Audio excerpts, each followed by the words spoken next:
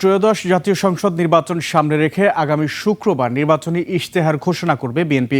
দুপুরে রাজধানীর হাতিরঝিলে ঢাকা ১৭ আসনের নির্বাচনী সভায় বিএনপির নির্বাচন পরিচালনা কমিটির আহ্বায়ক নজরুল ইসলাম খান আরও জানান, ইশতেহারে ৩১ দফা, জুলাই সনদ ও তরুণ ভোটারের আকাঙ্ক্ষাকে সর্বোচ্চ গুরুত্ব দেওয়া হচ্ছে।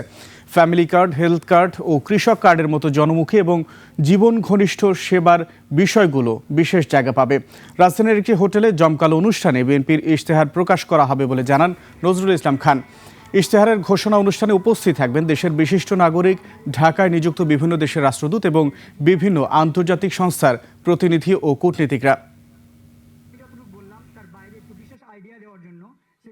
বাংলাদেশ জাতীয়তাবাদী দল জনাব তারেক রহমানের নেতৃত্বে আগামী পরশু যে নির্বাচনী ঘোষণা পেশ করতে যাচ্ছে, আপনারা দয়া করে পড়বেন সেটা।